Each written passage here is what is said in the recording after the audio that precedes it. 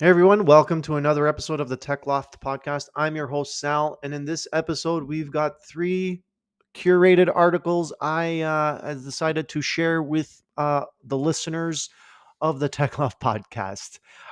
So, what we're going to be talking about today, three posts I found. Unfortunately, it's going to be a little bit of PlayStation and a little bit of Google, evil Google. So we're going to talk about a little bit of fun, how to get your platinum trophies for the PlayStation gamers, console owners. The next one is again another PlayStation article regarding the CMOS battery, the system clock battery, and its effects when it dies in the console. And the final one is FLoC, Google and their FLoC, Federated Learning of Cohorts. It's to replace third party cookies where it's supposed to collect data to present to you ads that are specific to you, influence you also, and all that. So, all this is coming up on this episode of the Tech Loft podcast. And before we continue on, I just want to remind everyone that this, wherever you're listening this to, if you are listening this on a major podcast platform, please uh, subscribe to the podcast. Also, if you can, give us a rating. If you like it, give us a very generous rating. If not, well, and I guess we're here all for the truth. So yeah, so that's it. That's this episode. It's all coming up. Stay tuned, and let's begin.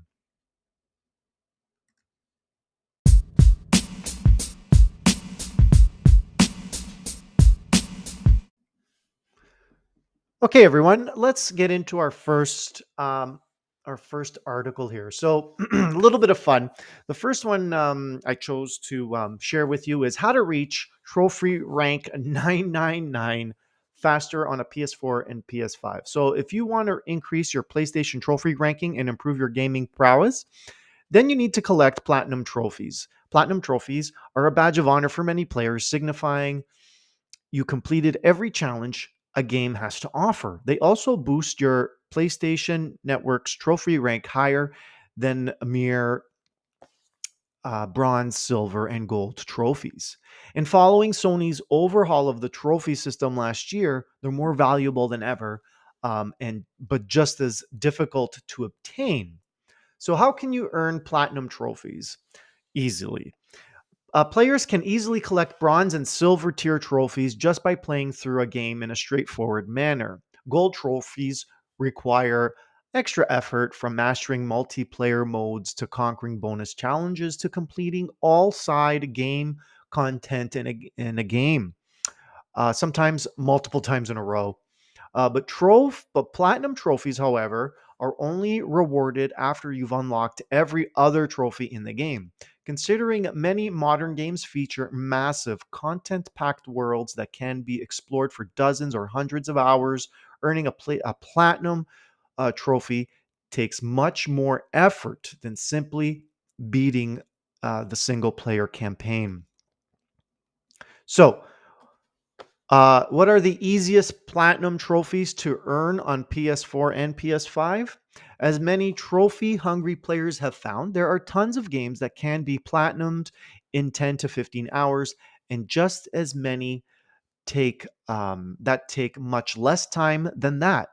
It's possible to grab a bunch of small games off the PlayStation Network and earn 5 or 6 new platinum trophies in as many hours. The catch is some of these games are, how we say, questionable in quality. So, still, if you possess a competitive drive to reach trophy rank 999, no matter the cost, there are plenty of low effort platinums to take advantage of.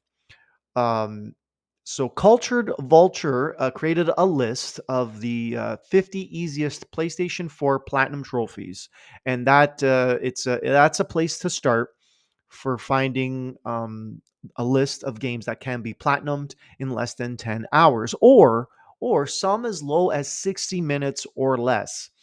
Even the few that crack the 10-hour mark should be easy playthroughs. Now, just to name a few, We have Grim Fandango, Goat Simulator, Life is Strange, most of the Telltale narrative games, Day of the Tentacle Remastered, Chickens on the Road. Now that's just a few because now, like I said, I can put this link in the show description. Culture Vultures, 50 of the easiest PlayStation 4 Platinum games. Okay, to achieve platinum trophies. If you're looking for PlayStation 5 exclusive, Platget's roundup of best PlayStation 5 launch titles to platinum can help. Uh, Platget also reviews new games based on their trophies, so it's worth bookmarking the site to see what will take to platinum the latest releases.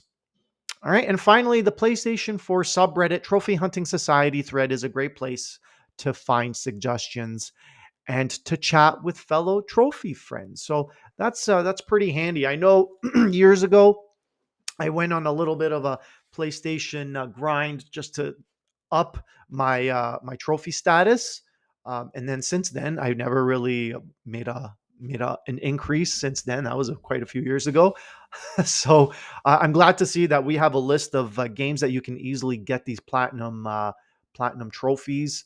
Should be interesting to look at, and look for the links to the mentioned websites in the description of this podcast. I will be sure to include it there.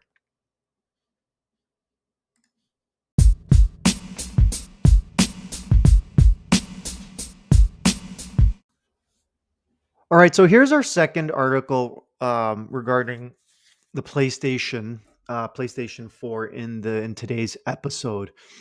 Yeah, sorry to again focus on PlayStation in this episode, but this one's a pretty big deal. So the article, and a lot of people have been talking about it on YouTube, and there's been posts about it from various tech sites and gaming sites, entertainment sites, is that the PlayStation 4's fatal system clock battery error reportedly proven by a player.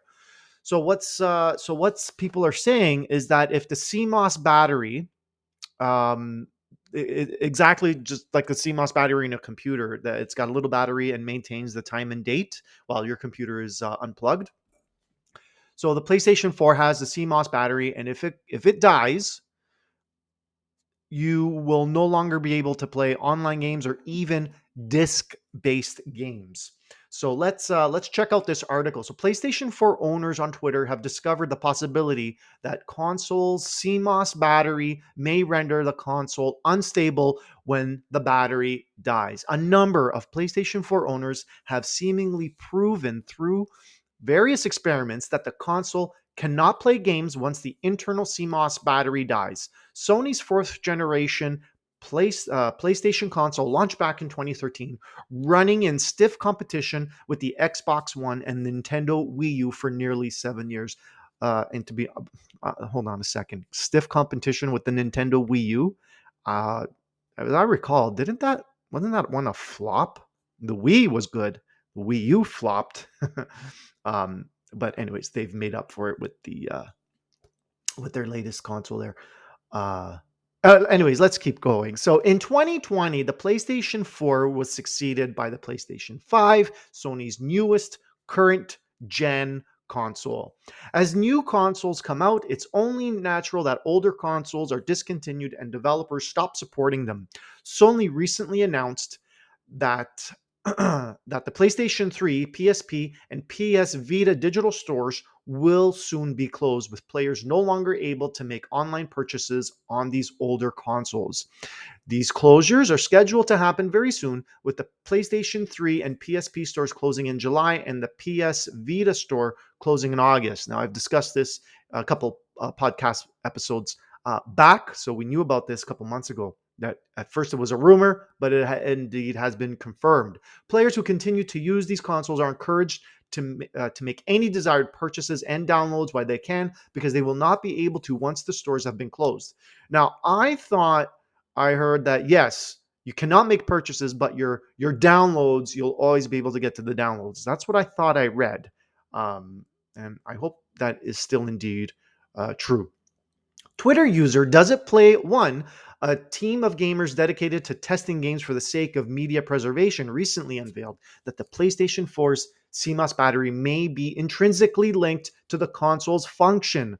Once this battery dies, the console could be unavailable to play games online or offline, making it unusable. Fellow Twitter user Forrest underscore reviews seemingly confirmed this theory, having removed the PlayStation 4 Slim's CMOS battery to test the results.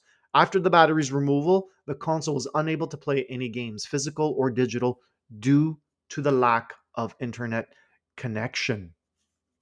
So, what's this? The CMOS battery is linked to the internet connection? Hmm. Does it play one? We have a tweet here. I'm going to read the tweet from Does it play one? What happens in the future when CMOS battery in your console dies and the servers are unreachable? We fear it could have serious implications for software preservation. We need to gather data to confirm our theory, and you can help. Let's keep going. The quirk of the PlayStation 4 CMOS battery may spell disaster for the console's future, and a different glitch in the console has recently made headlines as well. Hackers recently discovered a bug that allowed PlayStation 4 users to game to game share with unlimited number of additional consoles. The game share feature allows one PlayStation 4 user to allow another user access to their digital games library, effectively sharing the games across consoles. While the feature is meant for use in a single household, hackers have managed to share a collection of games across a large number of consoles. Meanwhile, the console's successor, the PlayStation 5, has just received its first major software update. Preservation and accessibility has become a major topic in the gaming industry as digital distribution and game streaming has become more and more popular. Many gamers still purchase physical copies of games because it ensures they cannot lose access to their favorite titles due to software or connection issues. And this is 100% true. My number one preference is a physical game copy, disc. Must. The only time that I purchase a digital copy of a game, if it's less than $10. If it's less than $10, like like a clearance price, kind of hard to picture that. But like really dirt cheap, 80-90% off the game. Yeah, sure. I'll get the digital copy because it's dirt cheap. However, if you got to spend like full or close to the full price of the game, definitely get that hard copy. You're going to need it because look at what's happening here. Digital backups are from the publishers. They're not going to be around forever. So yeah, unfortunately, this PlayStation 4's CMOS battery could render the entire console useless, whether gamers have physical discs or not. As more research is done by the likes of Does It Play One and Forest Reviews, the possibility of PlayStation 4 becoming a simple paperweight will become more clear. Now, this is wow, this is big news. This is like high alert because if the CMOS battery dies and you can't play your games, then you're screwed. However, you can, from what I'm reading, and I'm pretty sure I didn't even have to read anything here. You can replace the CMOS battery. It's just that you have to open up your console and move a couple things out of the way and replace the battery. What would make it easier is if there was a firmware update on the console to eliminate this threat of the CMOS battery affecting game playability. That would be the best thing to do. And then if they wanted to get a little notification saying, "Hey, your CMOS battery is out. Please replace." That would be a big help. I would vote for that. But yeah, PlayStation 4 users like myself, check this out: CMOS battery. Hopefully, this is something that Sony can fix in the very near future, while the PlayStation 4 is still a supported hardware. Okay, guys, and for our final piece that I decide to share, bring to the show, it's actually it has to do with Google and their blocking of third-party cookies to collect for advertising and all that. So if you didn't know, Google is changing the way it collects information from you for their ads. So Google has introduced something called FLoC, FLoC, which is called Federated Learning of Cohorts. So what is Google's FLoC and why is it bad for you? You might have come across consent notifications on websites you visit asking you to allow cookies from the website. When you allow the cookies, they act as data collection agents which help advertisers place the ads that suit your needs or likings. And you see this in the browser on certain websites. You see this on your mobile browser on your phone. When you open it, if you've ever opened it up, you get to control switch on and off what you want the website to collect from you, either everything, or you can select what to turn off or leave on. So, to put it in other words, have you ever wondered how you are seeing ads of a particular product or category which you had searched for in Amazon or other online e-commerce stores? This is possible only with the tracking and the data that the third-party cookies on your browsers collect. Okay, so we all know that, no big secret. Cookies collect that data and they influence the ads that appear on the website that you're uh, viewing. The data collected by third party cookies help in creating a digital profile to target you with ads that suit your likes. Advertisers get the data they need through third party cookies. There arises the question of where you think where you think of privacy. Your privacy is compromised by those cookies. Your behavior is predicted by the algorithms, and your decisions get influenced by the ads they served. Okay, again, this is true. I believe this. Google decided to put an end to third-party cookies and give more prominence to users' privacy. Wink, wink, right? So they are replacing the traditional third-party cookies with federated learning of cohorts, or FLoC, FLoC. Now let's see what it is in detail and know how it affects your privacy. To put it directly, FLoC helps the advertisers in serving targeted ads based on their web behavior without third-party cookies. It is a browser standard that comes in Google Chrome, where it collects the data about the user's web browsing habits, preferences, activity, and the data is grouped with that of others with similar preferences and habits. The groups are called cohorts in technical terminology. A cohort consists of data of people with similar browsing habits. Each user in the group is assigned a cohort ID, which is shared with the advertisers to serve ads. Whatever you do on the web, it is summarized into a cohort ID. The cohort ID is then displayed to everyone you interact with on the web. The data is the data an advertiser gets with FLoC is more detailed and large as compared to the data collected by third-party cookies. Google Chrome uses an algorithm called SIMHash, which groups you into a cohort based on the websites you visit. It calculates a cohort or FLoC ID every week based on your web activity in the past 7 days. Now, this is why every time I'm done surfing the web, I close my browser and I've got I delete cookies every time I close the browser. So that's always cleaned out every time. Also, instead of using my tabs for surfing the web or more rather logging into the services, I actually use separate browsers to sign in. So no one, so there's no crossover of data being collected from that single browser on every single thing that you do. So now, why is Google's FLoC bad for you? So third-party cookies are given access only certain data of a user. But with FLoC, it is not the case. Here's why Google's FLoC is bad for you. So the first point is predictability.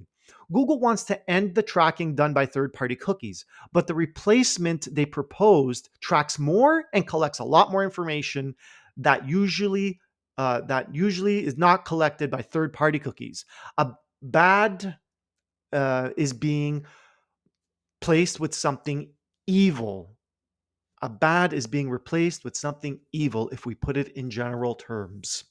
When you are using Google Chrome with FLoC enabled, the data enabled is put into a cohort and you are assigned a cohort ID. Large organizations such as Google can predict everything about you with the cohort ID that contains almost everything you do on the web. Your interest, demographics, past behavior, etc., can be predicted. And as a side note, what do they do with that little folder of goodies? Do they sell it off to other advertisers? Hmm. The next point is browser fingerprinting. So this is another big deal. This is why you gotta start watching what browsers you use. Case in point, Google. Stop using it because it fingerprints your browser so it can identify you easier on your habits. So moving on with browser fingerprinting, the most important issue that every security researcher is pointing a finger at is browser fingerprinting. It is a practice of collecting small and discrete pieces of information from the user's browsing activity to create a unique and identifiable profile for the browser. No browser has been successful in stopping fingerprinting. Tor and some other browsers had to forego some features to stop fingerprinting that that too not to the large extent. FLoC gives the advertisers and organizations whatever they want and powers the browser fingerprinting to the next level. Next, exposure through services. There are many companies that offer their services and ask you to log in using Google to use them. There is a huge risk that the organizations can tie the information they collect through your Google profile to your FLoC ID. Reverse engineering can reveal your cohort ID and the information on the ID and the information collected through the account merge together to give a detailed digital fingerprint. Currently, Google is testing the FLoC standard as a trial on Chrome users from Australia, Brazil, Canada, India, Indonesia, Japan, Mexico, New Zealand, the Philippines, and the United States. The trial consists of 0.5% of users. The trial consists of a 0.5% of users from the selected locations. Um, yeah, stop using Google Chrome. But now, how can now there is you can fight this, and I was gonna say that there are other browsers that can prevent this. So DuckDuckGo, Google, Brave, and Vivaldi browsers have decided to start blocking Google FLoC. Okay, so those right there, Google, DuckDuckGo. Now I believe they have a privacy search. They are a privacy search, and they do have a privacy browser for mobile. Brave PC and desktop and mobile. I have not used Vivaldi browser, but Brave is definitely the main browser that I use to surf the internet.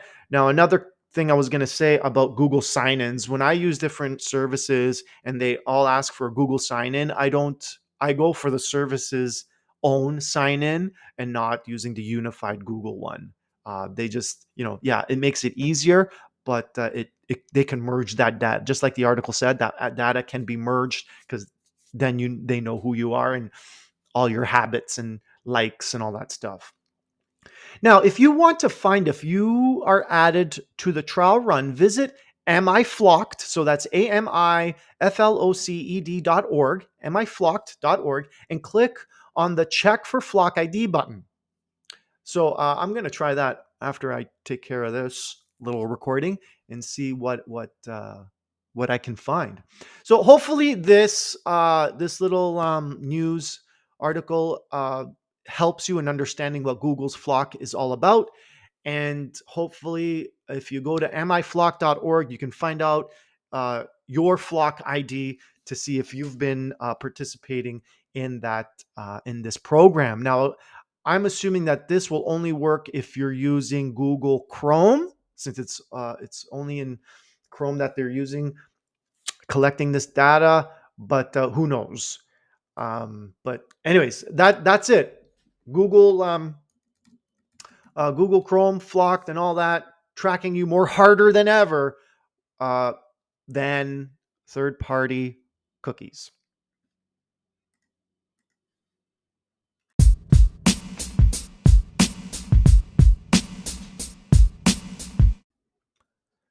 And that is all for this edition of the Tech Loft podcast. Hopefully, you've enjoyed this quick episode. Um, If you have any questions or comments, concerns, I am available on Twitter. Our handle here is at the Tech Loft, and you can tweet us a message or anything like that. If you have any news that you'd like us to share on the podcast, please send it through Twitter. That's one way to communicate through us. But if you're an Anchor user, there's also a messages feature. If you're using the Anchor app, you can send us a message through there, and we'll pick it up on our end. Once again, I want to remind everyone to please like this episode if you enjoyed it. And if you want to hear more the Tech Loft podcast, please feel free to subscribe. You can subscribe on, we're available on all the major podcast platforms from Google to Apple to Anchor, Spotify. It's everywhere. It's everywhere. Using the Anchor to manage and create podcasts is a fantastic tool as well. It's free. It's free. Yes. That is all for this week. Thank you for listening, and ciao for now.